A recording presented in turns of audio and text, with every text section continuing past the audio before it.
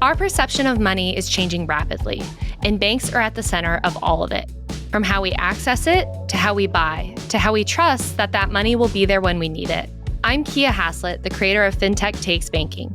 Here on Bank Nerd Corner, I talk with bankers, economists, academics, and more about the complex dynamics shaping the financial services landscape. This week on Bank Nerd Corner, I'm joined by Jason Henrichs, CEO at Alloy Labs Alliance. We welcome the new year with rants, grievances, complaints, and yes, some resolutions. Jason shares with me the biggest challenges facing banks in the Alloy Labs consortium, the difference between strategic planning and strategy, and what, after all these years, banks still don't get about fintech. Hey, Jason, thanks so much for joining me today. I am excited to finally have the Kiah Haslett Unchained podcast. So I thought that you would be a really good person to talk about this to kind of level set for the new year. So first off, tell me about yourself and where your interest in banking comes. Oh, man. I don't know if I have an interest in banking. I have an interest in strategy. Okay. I'm a strategy nerd that cut my teeth in the mid-90s. The fun story when people say, you're a fluidics engineer. And I don't know that I've ever said this on a podcast. Yeah, I don't know what you went to college for, but I do know where you went to college. You do sometimes drop that in the chat. I'm a fluidics engineer by training. Okay. I don't even know what that does. Specifically microfluidics, which means fluids in small spaces that do very interesting things. Oh, okay. In my first engineering job was working for Deluxe, the check printer, in the early 90s to do micro printing on checks. Amazing. Right? And we can do a deep dive on check fraud as part of this. Like this will come up in the rant because I've been worrying about check fraud since 1994. And yes, you should not use a gel pen in order to sign your checks. But it turns out I'm not a very good engineer. Okay. And in the early 90s, a major consulting firm told Deluxe that in just 2 more years, there are going to be no more checks printed because for those listening, quotes, the internet is happening. Yeah. Turns out it's going to take a lot longer than a few years for checks to go away. And so I became a plant consolidation engineer, which I did not love. And so I went to work for Michael Porter's consulting firm in Boston. I said, do you want to focus on manufacturing or financial services? Deluxe being, especially at that time, was trying to rebrand itself as a fintech. But back in that day, it was a manufacturing company. And I'm like, I know so much about financial services. I know what a routing number is. I know what account numbers are. If you want to know how all that crap gets in the bottom of your box of checks, that was part of my job.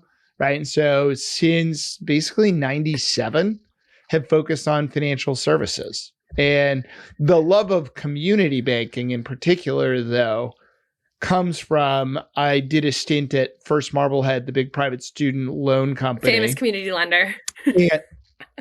I know.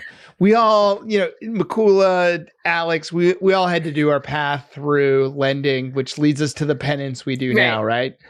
But the big aha, though, having launched banking products for them to fuel their proprietary loan products, as opposed to the ones they did for the other banks, was this realization that community banks, by and large, are very good at small business lending and very bad at deposit gathering. Interesting. And the need, and so this leads to the formation of Perk Street, that people are like, it's Dodd-Frank. No, we were ahead of Dodd-Frank when we started Perk Street. This idea that these community banks that are so good at the small business lending that are dependent on branches in order to gather deposits, there's an arbitrage opportunity to be an online only. Keep in mind, this is 2008. That was bold and new. An online-only deposit gatherer that partnered with banks in such a way that they could actually lend against those deposits, as opposed to prepaid, the model at the time. Those were considered, Kiah's triggering word, hot deposits.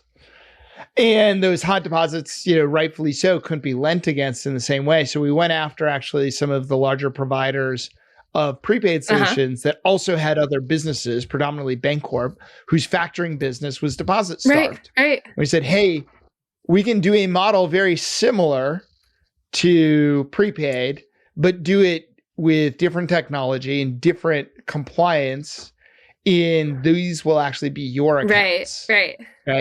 And then you can lend against those. So that was 2008. We grew that up, bada bing, bada boosh. And so in a post-Perk Street world, was approached by community banks that now we're really feeling the pressure as, branches. I can't believe none of those problems went relevant. away. Those trends actually continued, right?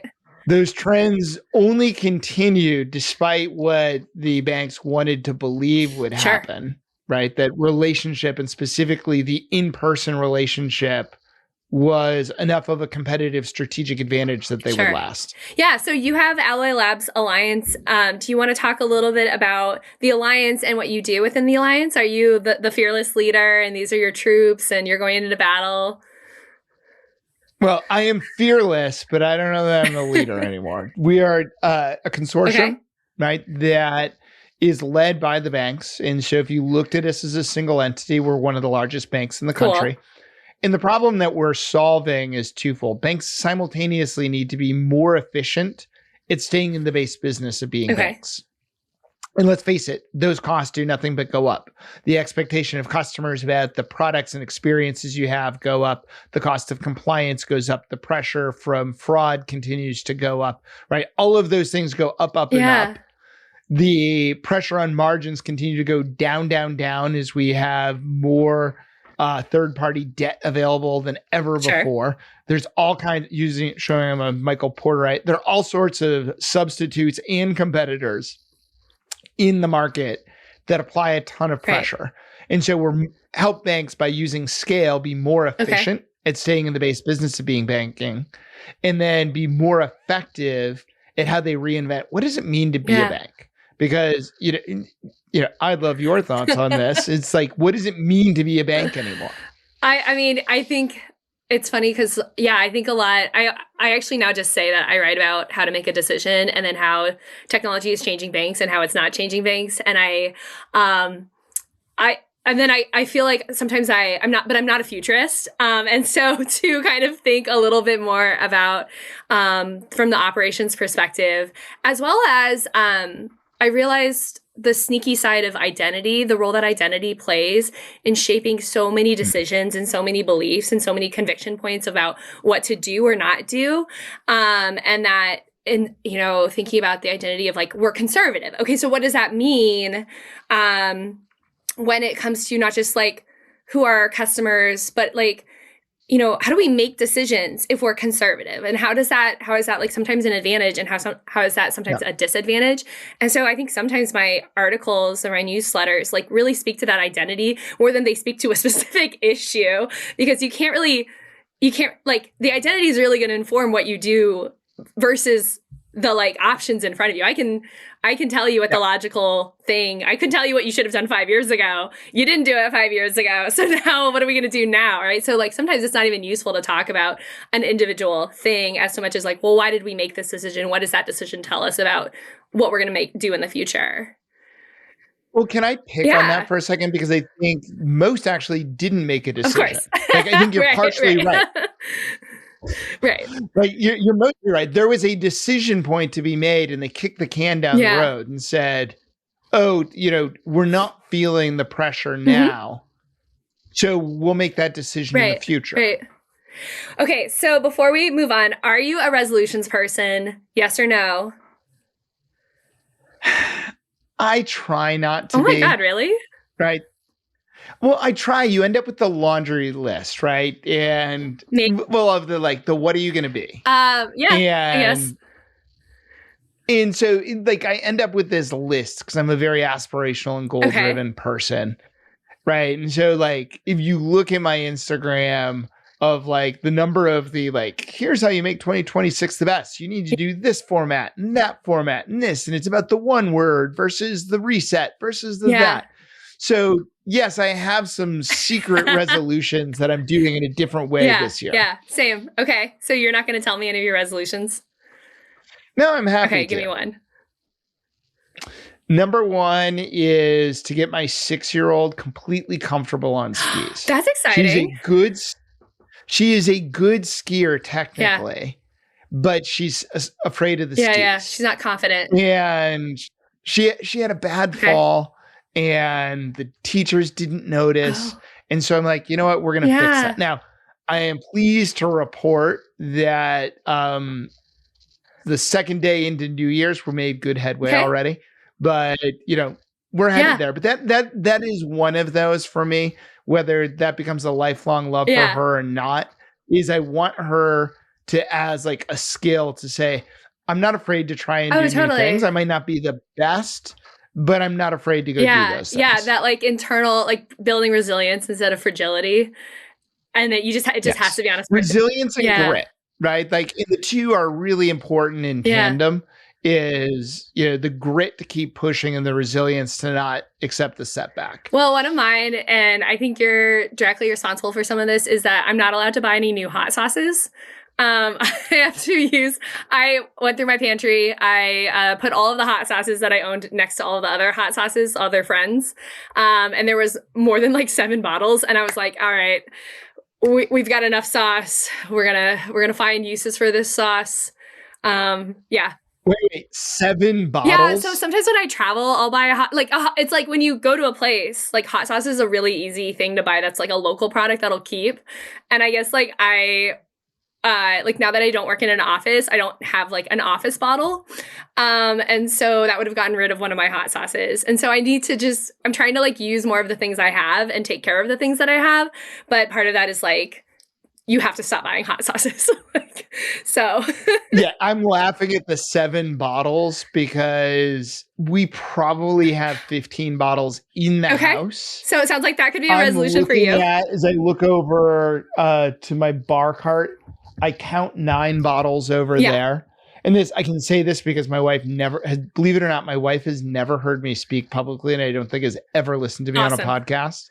Yes. Right. So it'll be this year, one of the Amazon or CNN recommended gifts, which is where she always like goes to for like, evidently she thinks I'm super hard to buy for. Probably true. She and the girls decided to get me the taster set from Hot Ones this year. Do you want to guess? Oh, that's a lot, right? Like 20 Is it 20 bottles? Is it 10 bottles? Yeah, I don't know how many are in it, but how many sets of the Hot Ones do you think I've received over the last 3 years? No, like 5. You're spot on. I have 5 of those. I have 6 of other taster sets. Like people love to send me the regional bottles, which I'm happy with. I just also you can't return you're gonna have to Hot Ones. Them. I think that's the move. Oh, it will definitely. My wife's like, "Don't you want to open it up?" And I'm like, "Not gonna re-gift if it's been opened." Okay, so back to banking. What are some of the challenges that Alloy Lab banks are thinking about for 2026 that you, from the consortium approach, you guys are tackling? I mean, there's 2 big ones. Okay. And one, I'll just get out there and say this one kind of frustrates me, stablecoin. Right. And here's what I find frustrating. And you've heard this rant privately, so let me air it publicly. Please. Is a number of banks that are looking at and leaning into stablecoin, and a number, like, let me pick on both in bank investors and industry associations that are all in on stablecoin. Okay. For the love of all that is holy, you all leaned out on digital account opening. Get back to me when you can open an effing account digitally, a fully fledged small business, large business account digitally, and do it in a reasonable time fashion. Don't tell me about stablecoin. Sure. Do I think stablecoin is important? Yes. Are we doing a bunch around stablecoin? Absolutely. But that should not be the number one thing for banks, because back to, where we started here, part of the challenge is if you didn't make the decision before on a number of things to keep up, to modernize your architecture, to modernize your system and your people and your processes around risk management, you are not actually going to get a stablecoin product live and do something meaningful with it in a way that is going to save your business. Now, here's what I find very interesting, and a very smart investment banker going to give attribution if he's listening, but I don't want to call him out because it was said privately, said, he talks to, he's an investment banker for community banks, said, he shows up and they're all talking about deregulation and how great this is and the Genius Act and this. He goes, it's a lot like showing up as the fire department. You find the families in the front lawn cheering on the fire. Nice. The pressure, right? Like, oh, we want de novos. Yeah, that's great. Look at the charters that have just been conditionally approved or fully approved. Is that what they really intended? And I know you've got to have a lot to say. What do you think? Like, is this what community banks meant when they said, oh, we need more de novos? One, we need to go back to what your second challenge is. But no, two, I've spoken with Alex about that, was to watch as community banks were really excited about deregulation, and I think they still are. But I think there wasn't quite an appreciation about that the regulatory pressures that were hard on them were also serving as kind of a competitive barrier to other entrants. And now that there's less deregulation, there's less of that barrier, and they're maybe about to find out exactly who is being kept out and how much of a competitive advantage they really had when you had that barrier. Like, it's like you were bowling with the bumpers on, and you thought you were really good at bowling. And then now you're in a different bowling league where they don't have bumpers, and they're allowing other competitors to come into your league. And I don't think bowling is like banking at all, but it is kind of that handicap a little bit, or they were kind of being shielded in some regards. And then, yes, I would love to talk more about the prioritization, but tell me what the second challenge, is. I'll get to the second one, but I don't know, can we post in show notes? Like, I'll share it publicly now, but it is my favorite thing. Like, if I could distill my 2024, and the thing I'm most proud of is a single slide. And it talked about, it's showing my ex-consultancy, is a 2x2 matrix of capacity to change and risk aversion in a deregulated world. And if you think about those that have the highest capacity to change and are also very risk averse are the PayPals and the large fintechs, the Stripes of the world, that are moving very quickly. And they also have pretty low risk aversion. Okay. So if you look at the inverse, I loved your analogy of playing by different rules, because even if the rules, in theory, everyone's playing the same game now, the internal people and processes of banks, not just community banks, but regulated entities, have very fixed structures and ways of doing things. And frankly, the regulators are not changing that. And they have less capacity to change because they also don't operate at the same tempo. Yeah. And so when you look at the large fintechs, the startups that have, what I like to call the competitive advantage of desperation, they either go figure something out so they can go raise the next round, or they're out of business. They don't have a core business, and they don't have regulators breathing down their neck. So they're running fast and loose. We're seeing a lot of these right now. Think prediction markets as an example, right? Or the gray players, those who are just flat out nefarious, who are like, well, we think our value proposition is anti-money laundering is, out of date. So we're just not going to do it. Looking at you, large, successful fintech that thinks that's what you should do, right? Or these, it's like, oh, you shouldn't have to do KYC on either side. Let's just do away with that. So now the rules have changed, and you've got a bunch of players, including a bunch of, the big banks, that now need to figure out, I need to go back and remake a bunch of decisions that I didn't do that have set me up for a competitive disadvantage. Sure. All right. So the second one is AI. AI. Okay. Is a key focus for us. And there's some similar themes here around, there are banks that are paying the piper now of, they don't have data availability. They also, not just technologically do they have an issue, because that is actually solvable, with money and some outside expertise brought in. They also didn't build cultures around what does it mean to be data driven. The stablecoin, I feel like all 2025, I feel like I react to hype. I feel like sometimes I don't have the original thought, but I have the reaction to the thought. And the frustration I felt with stablecoin is, I think, one that you kind of touch on, which is like, this is a prioritization. This isn't really about, it's not like a thing. It's not about stablecoin per se. It's like, what is more important? And you brought up digital account opening for businesses. And that feels like, in the year of our Lord 2025, a solved issue, and it seems very not solved. And so the idea that there would be something that feels urgent and new that is taking away attention from something that is like pernicious, unsolved, and then like is like, it's 2025. What do you mean you can't open an account, right? Like this, it's almost like obvious. Like there's like an obvious element to it.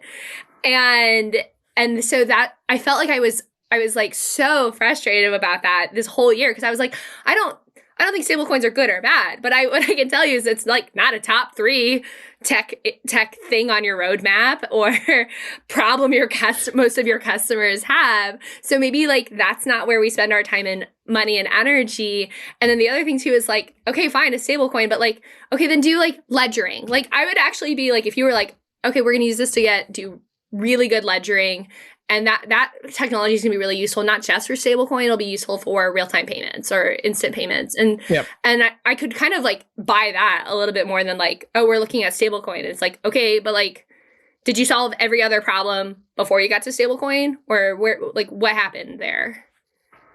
Well, and I would say, like, my practitioner view of this is you need to pay attention to stablecoin. You can't do this sequentially, but you can't. And this is unfortunately what's happening is you can't say, oh, we're really focused on understanding stablecoin as the excuse for not going and doing these other things that you were supposed to have done before. It is an and, not an or. Right. Yeah. And if you're going to be all in on stablecoin, you think that is, the silver bullet. It can't be our silver bullet is we have a committee to do stablecoin or we're actively monitoring stablecoin, right? Like, that is not going to get your resolution. Let's go back to your resolutions. Like the resolution is, you don't make a resolution that I'm going to monitor something. Yeah. Right. Like you have to really begin to manifest what is your new identity. Yeah. So if you are going on stablecoin, start to manifest. What does that mean to be a stablecoin bank? Right. And what actions are you taking to manifest, not monitor, but really manifest that? This is... And also, by the way, if you're doing stablecoin and you can't open accounts digitally, like it is useless. Yeah, those actual identities are in conflict if you can't do those two things. There's like a I don't know, an internet meme or like a motivational post that's like every other thing that's not action. Like, and there's all these other things that aren't acting and aren't doing the action. And so your committee to monitor is like, okay, like, and it kind of actually does go back to like your culture, your point about culture with AI is like, I would hope that most banks that are really committed to being, around, independent, relevant to their customers, just have learning at their core, have curiosity at their core. They don't have to be dictated to that you should pay attention to this, especially with things like digital assets. This is not the first time digital assets has come up in the U.S. financial services space. So I feel like I haven't tried to learn about stablecoin and I know about stablecoin. So if you're monitoring stablecoin, like what's different between now where you're paying attention but in the past where 3 years ago, when we did this the second time, what were you doing then? And I think the other thing about AI is I have felt, and I'm sure you felt this too, I felt like I could not get banks to care about their data. It was just too big of a problem. And I get it. Like I totally believe that. I also, like, as a little CECL nerd, as like the one person who likes CECL and the idea of CECL, what I liked about CECL in part was that I felt like it was a really good time it was a really good data exercise. And if you had a lot of time and you thought about it, you could have really like thought about the data and how would we like classify and clean and store and use the data. And I don't think a lot of banks did that. And I totally get that. But like, that was kind of our like dry run on the AI stuff, if you think about it. And I just felt like there was, when banks talk about checkboxing exercises, CECL was like a really good example of some banks wanting to do the checkbox, wanting to do the least amount of work, the minimum viable product for their loan loss allowance, I guess. And it kind of goes back to that, like, how did you think, you didn't know in maybe like 2015, 2018, 2019, where AI was going to go. And but you knew you probably was going to have to use data.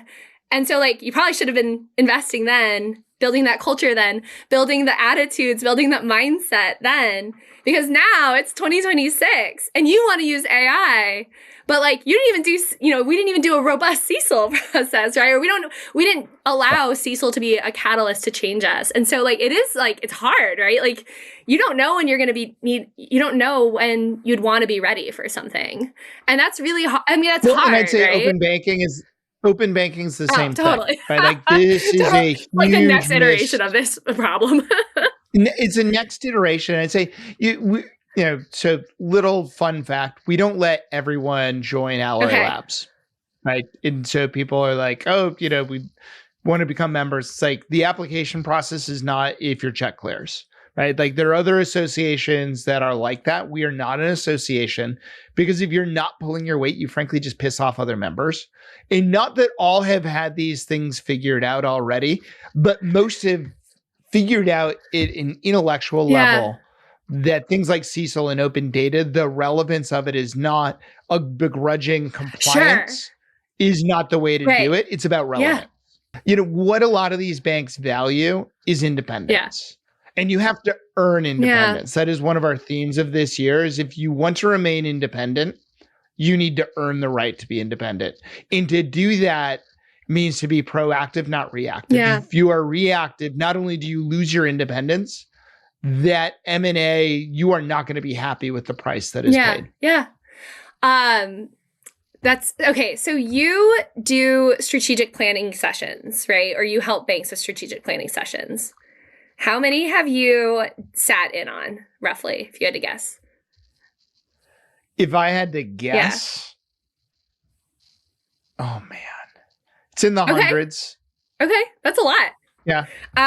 What does a good strategic planning session look like, especially if a bank wants to stay independent?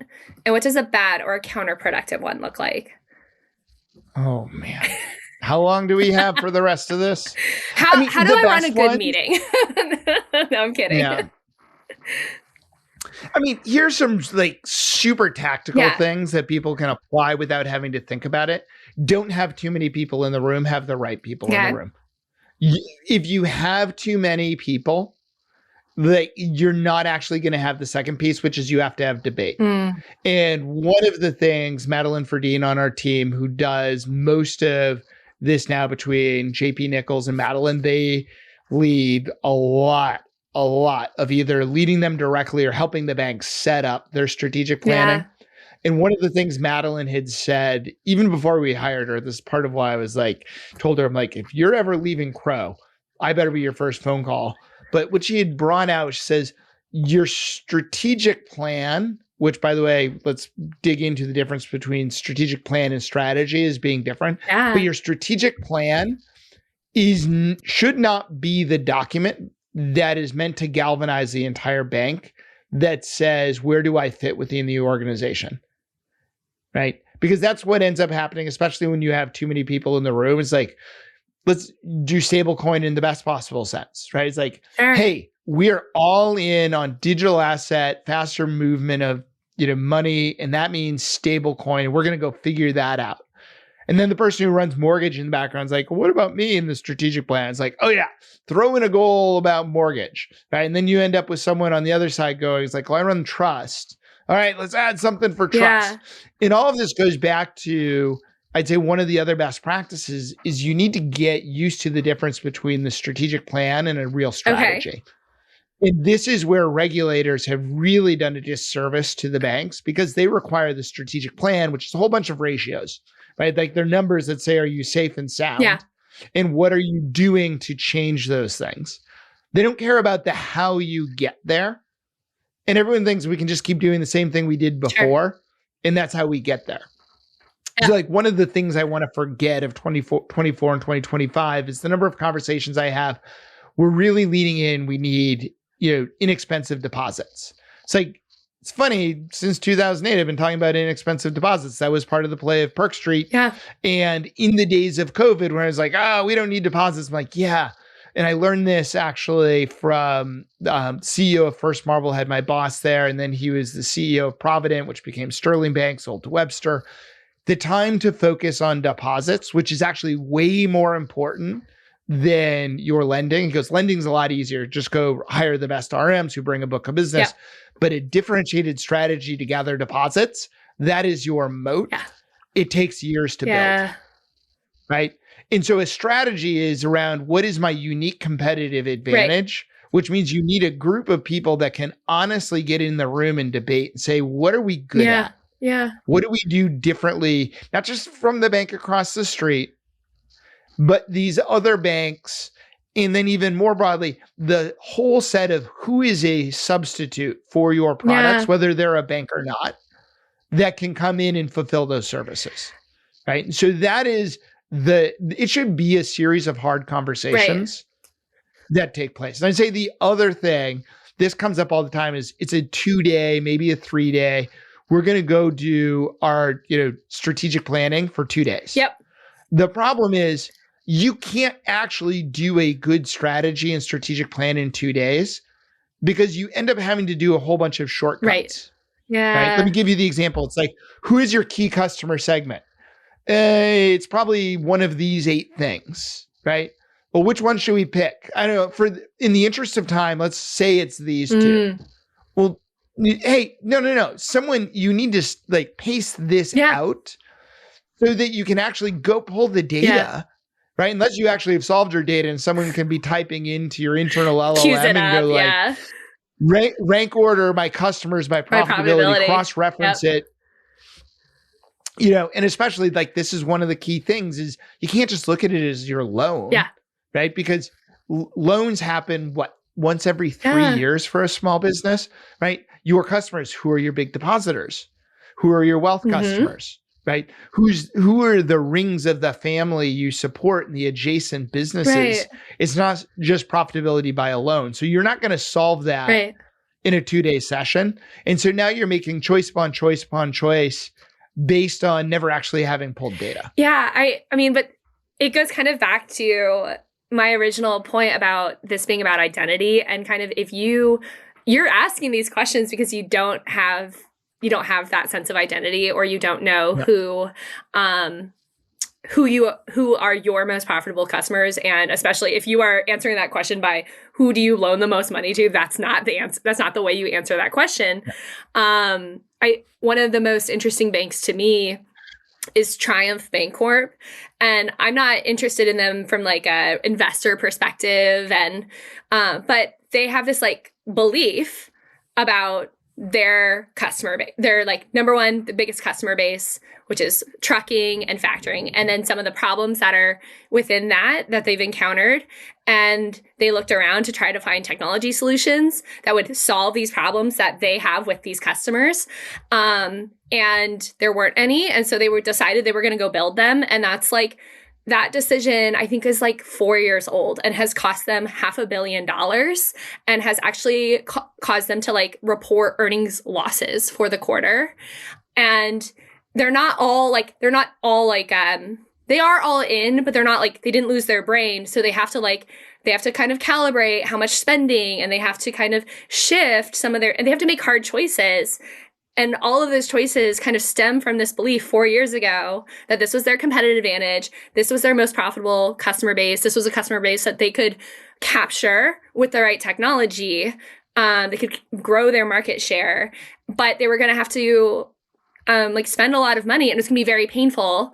And it has been very painful. And I'm so kind of fascinated by that identity, belief, decision making, and then just the really slow execution, because 4 years is a lot. And they gave up they were 6 times book, and now they're 2 times book, which is pretty good. But to give up 400 percentage points of value over a belief that And obviously one thing that happened was once they started solving 2 problems, it became 6 problems.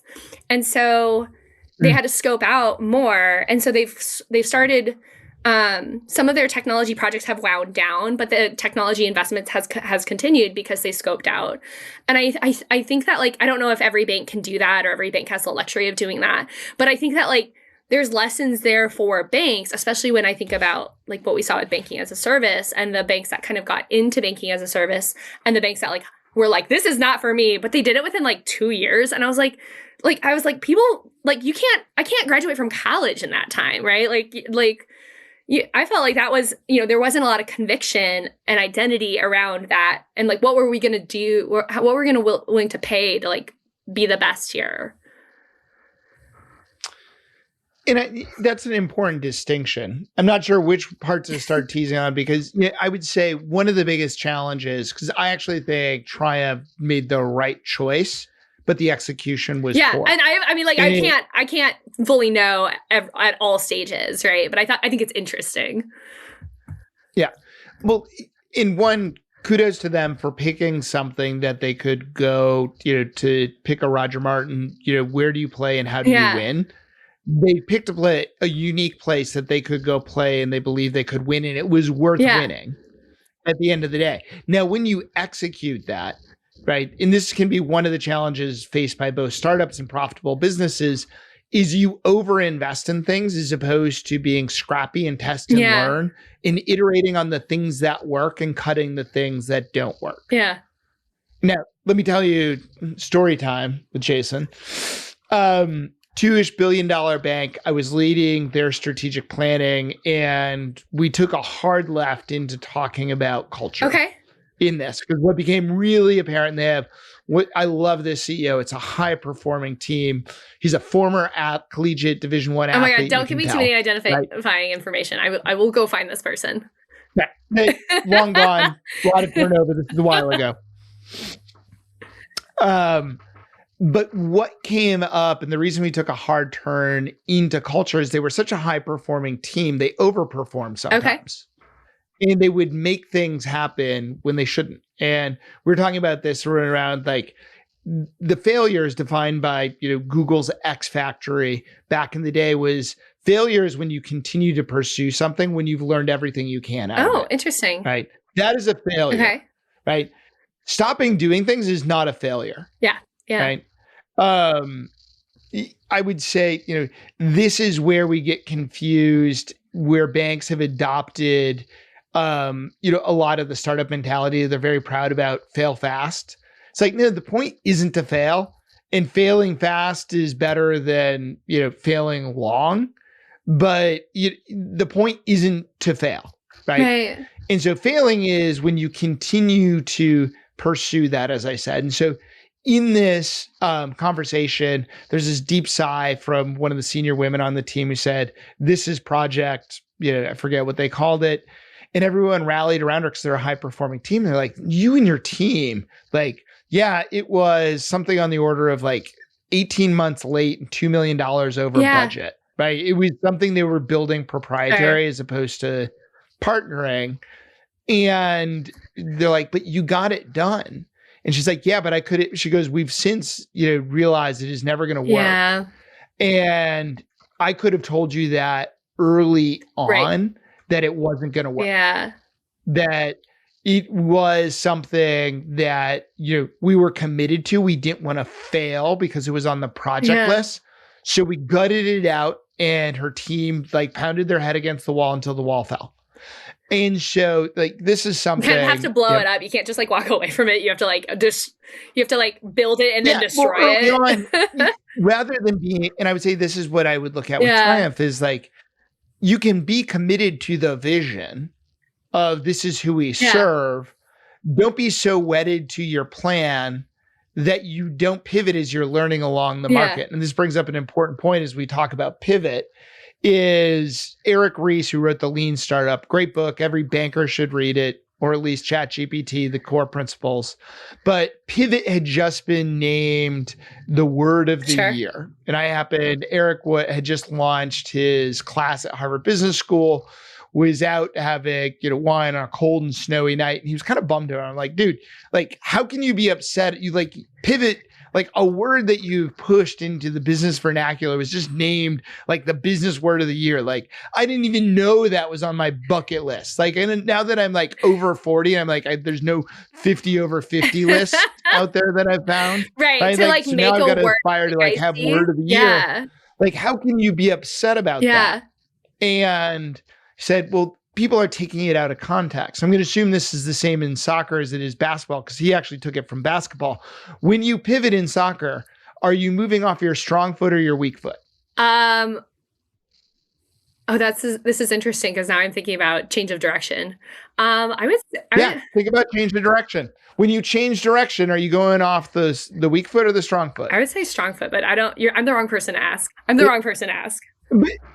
But it has to be your strong foot, right? If you try and change direction off the foot that's not supporting your weight, like you are falling flat on your face. This is why Jason doesn't play basketball. My wife will point out, there's a reason you are a swimmer. I know, right? Like there's a reason I am a swimmer. If you see me with that, like Alex is always like, do you want to play basketball? I was like, ha, you want to see someone like really hurt himself? That is me playing basketball, right? You have to move off your strong foot.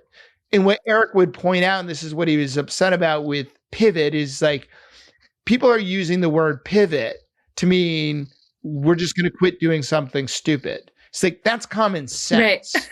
Pivot really, in the way I meant it, is you've learned something that is working. Quit doing the things that are not working. Lean into that strong foot and move in that direction. Push off the strong foot, not the weak foot. Interesting. And now let's bring that back to strategic planning for a second. Is banks need to not just keep adding to the list of their resolutions of what they want to do, is they need to get really concise about what is the strong foot to us? Where do we have to win? And where do we just need to be good enough? Right? So there are some things that are table stakes. This is the part that pains me, is for these banks that are like either all in on stablecoin, or the ones that don't pass the muster for membership, will be like, like, we're really forward thinking, we're really going to go do this, but it's probably a year from now for us, because we need to focus on our core conversion. Cool. It's like, that's great. If a core conversion is going to suck up all of the bandwidth of your team for an entire year, not that you shouldn't be doing a core conversion, but if that is the only thing you can accomplish, the world is going to eat you. You are dead and you don't know it, because you need to figure out, how do I do the base business of banking and execute on the things that are going to distinguish me in the field of battle, that I can actually go compete and win on. Those are ands, not ors. Yeah, I think about how technology has compressed. Like, technology just makes everything faster. And so, core conversions take a long time. I totally get it. Lots of things to mess up. But you come to, sometimes like it feels like you don't have a year, or you don't have the amount of time that you think you have. And most people, I think, should assume they have less time and try to figure out how do they become, and this is probably maybe more personal and less from a banking perspective, but like, we just don't have a lot of time to make some of these decisions and start executing, right? And so if you can compress some of that decision-making process by having a lot of focus, a lot of conviction, I think like doing more research, just at a certain point, you have to cut off the research, right? You just have to decide and move forward. And then, I've wanted to write about due diligence processes that, like, sometimes, like, I think they take too long. Not sometimes, but like, I think they take too long. Most banks, I would say, are not working with someone that has never worked with a bank before. So the question is like, how does 3 more months serve you beyond a certain point? There's probably diminishing returns on there. And those are kind of operational point of view, but like, it's kind of just like being decisive and then making it, and making the decision and moving forward with maybe potentially incomplete information, or just being like, it's probably like, we're probably not the first person to do this or the first bank to do this. And so we'll just kind of, we'll be able to, like, that should give us confidence as we move forward, even if we don't have all of the questions asked or answered. And there's a tension between these two things, right? Which is, you're not the first bank to do it, but the first question you need to ask is, what problem am I trying to solve? Yes. Right? Asking the right question is a big part of the problem. We get this a lot, which is, tell me which vendor to use, right? And let me pick on small business lending because that comes up, all the time, or digital account opening. It's like, what problem are you trying to solve? And, unfortunately, I've been saying this for like 9 years now, and the analogy still holds because it still comes up, right? Like it came up right before the holidays with the bank, which is, I'm like, but tell me what your problem is. And they're like, well, you're not listening. Small business lending. It's like, small business lending is a category, not a problem. Yeah. Right? Like, are you trying to automate your existing process and replicate it in the same way? Are you trying to make that just faster? Are you trying to increase visibility? Are you looking for workflow management? Are you looking to expand out of your core segment, but within the same marketplace? Right. Are you looking to do the same customers, but in a different market? Like, what are you trying to do? Because the platform, right? Like, there is a series of choices that all go back to what strategically are you trying to accomplish? Yeah. And by the way, culturally, you better be aligned on it, because this is why due diligence takes so long, is everyone is taking a different bite at it. Remember, I was trying to use this analogy with someone over the holidays and I was screwing it up. But when you have the blind people and they're blindfolded people and they're each touching a different part of the elephant and trying to describe what it is, right? And the person feeling the leg is like, oh, it's like a table or a post. And the person feeling the trunk is like, it's a hose, right? This is the problem. If you are not aligned on what our strategy is and the problem to be solved, everyone's feeling a different part of like the digital account opening or the small business lending. And they're like, oh, but this doesn't solve that problem. But you're all shooting at a different target. Right. But once you get to, and so this is part of the problem, right? Is why due diligence keeps going and going and going, is people are solving different problems. And then to your point though, is once you figure out what you want, and this happens all the time in the alliance, is we're not the first people to do it. They call Amber, who leads customer success for us, is like, who else has gone through this decision-making process? Yeah. Let us, to use a baseball analogy, even though it's not baseball season, but JP's fond of saying it's like starting at second base. I've added to that. It's like, forget even just starting at second base. You're not behind home plate swinging at pitches. You're at least on base if you're starting with someone else saying, here's the problem we think we're trying to solve. Is that similar to the problem you have? What did you learn? Is that even a problem we're solving? Right. This came up all the time at Monitor Porter's firm. They had started an entire line of business called action segmentation, because what they'd find is, not just banking, but across the world, marketing organizations would create these very finite segments, right? And be like, here are the 52 attributes that define this segment. Well, the question becomes, which ones are actually actionable? Sure. Right? Like, which ones matter? And we get sometimes too hung up on the ones that we can measure. It's like, oh, young people and technology, right? Young people use more technology. So therefore, like under the age of 25 equals technology. It's like, that's actually not an actionable segment, because it turns out there's a psychographic that is very different than age that goes into this. Right? Like, there's a socioeconomic piece, there's a type of problem, because there's some things, even as tech forward as I am, there's some things I want to deal with a person about. Yeah. There are other things, the last thing I want to do is deal with the person. Dealing with a person is either I only want to deal with a person, or dealing with a person is a failure. Is like this trip, it's failed, and now we have to use the person. Yeah, and in between, if I'm starting and I don't want a person, by the time I need to get to a person, because either you're most likely within banking, it's because your systems suck, right?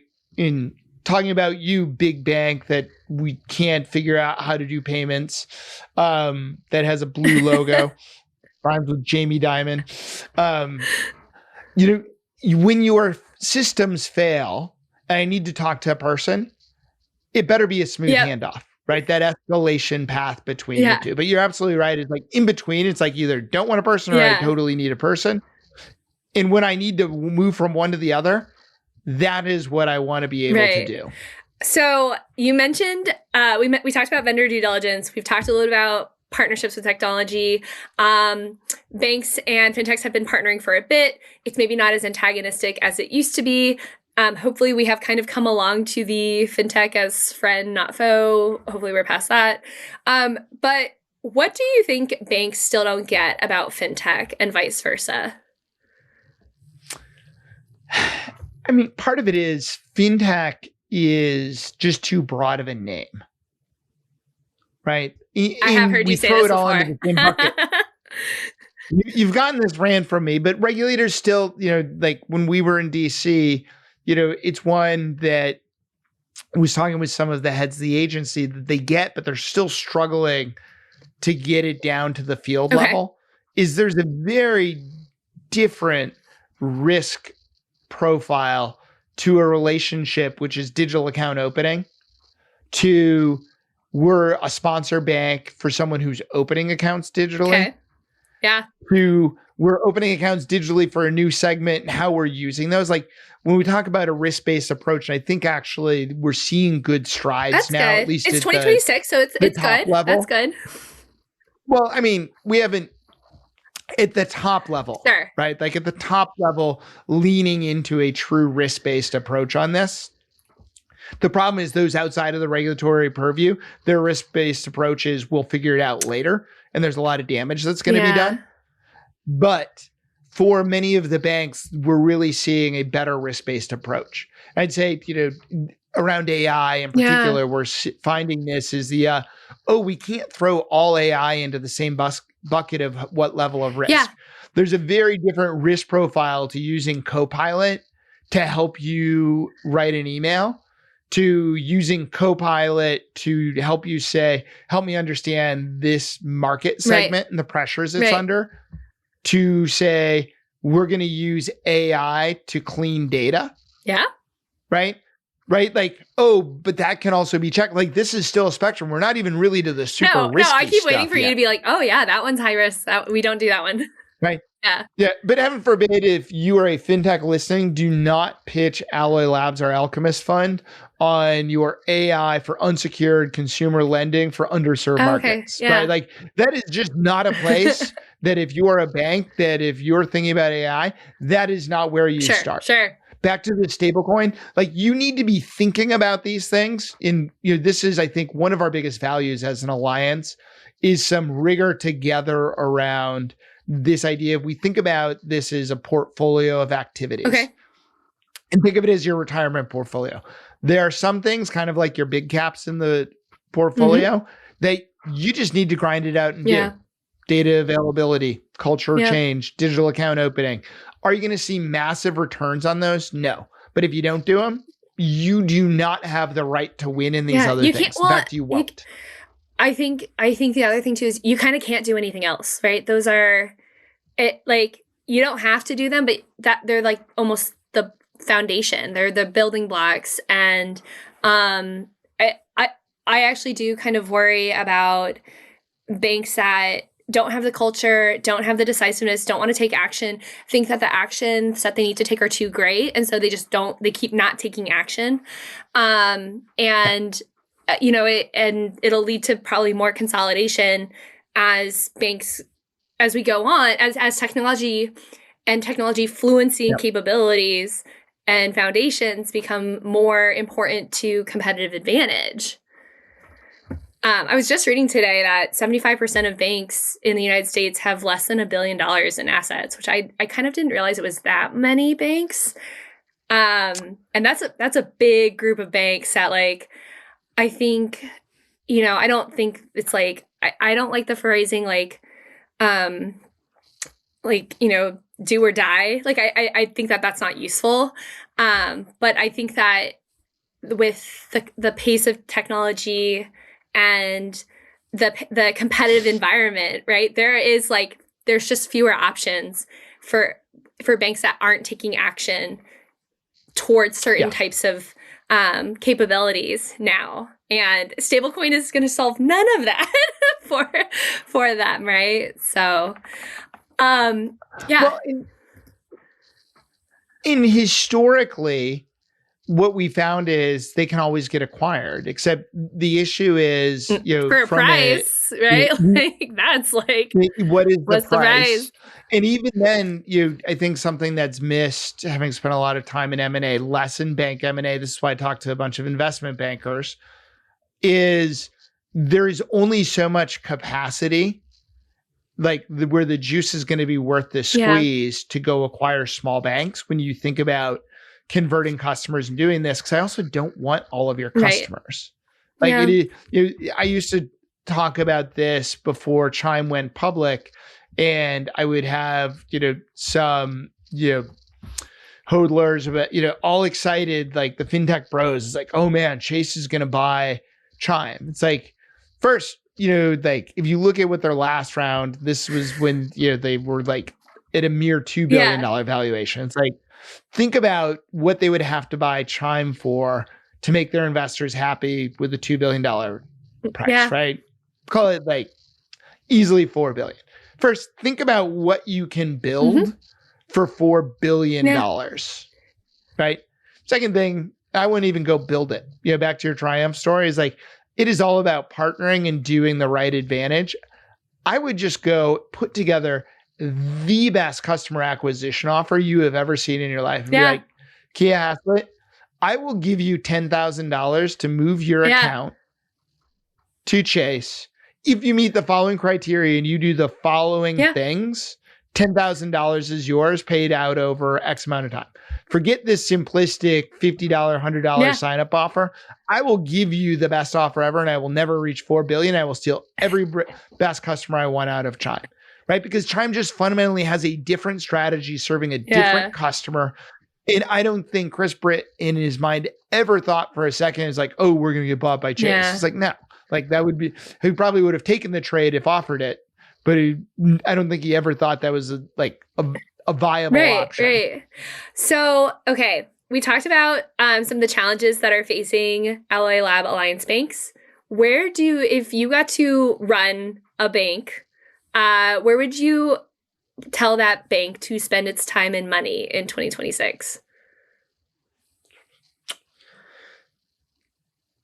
Can I take an odd answer and say part of where they need to spend their money is don't spend it, but put it aside into a budget that says we don't know what we're going to need to spend this on over the course of 2026. Interesting.